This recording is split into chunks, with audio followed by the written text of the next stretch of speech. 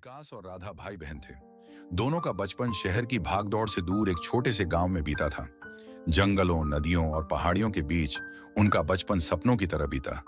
विकास को विज्ञान और खोजबीन का बड़ा शौक था, जबकि राधा को कहानियों की दुनिया भाती थी। एक दिन दोनों भाई बहन जंगल में घूमने निकले। पेड़ों की हरियाली और पक्षियों की चहचहाहट से मन मग्न था। अचानक उन्हें झाड़ियों के बीच एक चमचमाता सा यंत्र दिखाई दिया। यंत्र किसी रहस्यमय धातु से बना हुआ था और उस पर अजीब सी लाइटें टिमटिमा रही थीं। विकास ने उत्सुकता से कहा, यह तो किसी टाइम मशीन जैसा लग रहा है। राधा ने मुस्कुराते हुए कहा, तुम्हारी विज्ञान की किताबें तुम्हारे दिमाग पर ज्यादा असर कर रही हैं।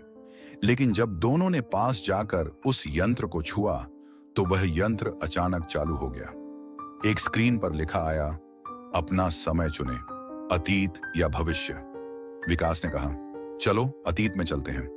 राधा थोड़ा घबराई, लेकिन भाई की जिद के आगे उसने हामी भर दी।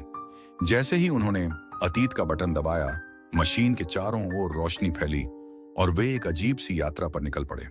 कुछ ही पलों में वे खुद को एक पुराने राजमहल के पास खड़ा पाए। वहां चारों ओर राजसी पोशाक पहने लोग थे। एक राजा शेर की खाल का आसन लिए दरबार में बैठा था और रानी अपने महल की खिड़की से झांक रही थी। राधा ने उत्साह से कहा, यह तो कहानी की तरह लग रहा है। विकास ने समझाया, यह असली अतीत है। शायद हम किसी ऐतिहासिक युग में आ गए हैं। राजा के सैनिकों ने उन्हें देखकर पूछा, तुम कौन हो और यहां क्यों आए हो? दोनों ने डरते डरते जवाब दिया, हम यात्री हैं।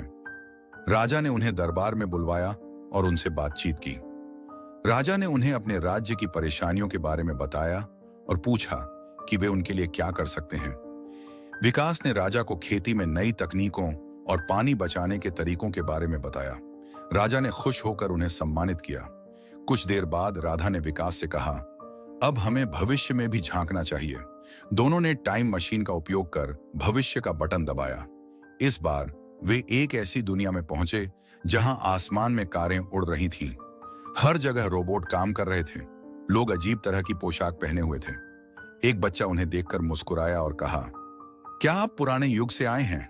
राधा ने हैरानी से पूछा, तुम्हें कैसे पता? बच्चे ने हंसते हुए जवाब दिया, हमारे पास इतिहास के बारे में सब कुछ पता करने वाले डिवाइस हैं। भविष्य की इस दुनिया में विकास और राधा ने देखा कि लोग पर्यावरण को पूरी तरह से बचाने की कोशिश कर रहे थे। बड़े बड़े पेड़ लगाए जा रहे थे और हर घर सौर ऊर्जा का उपयोग कर रहा था। विकास ने सोचा, यह तो एक आदर्श दुनिया है। भविष्य की अनोखी दुनिया और अतीत के शाही जीवन का अनुभव करने के बाद दोनों ने वापस लौटने का निर्णय लिया। उन्होंने टाइम मशीन में वर्तमान का बटन दबाया। जब वे वापस आए तो उनके मन में ढेर सारे विचार थे। विकास ने तय किया कि वह अपने गांव में विज्ञान और तकनीक के उपयोग से किसानों की मदद करेगा। राधा ने सोचा कि वह अतीत और भविष्य की कहानियों को अपनी किताबों में लिखेगी।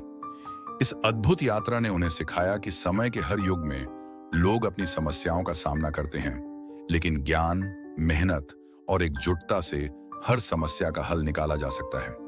टाइम मशीन का यह कारनामा उनके जीवन का सबसे बड़ा रोमांच था और उन्होंने ठान लिया कि वे अपने वर्तमान को बेहतर बनाने के लिए हर संभव प्रयास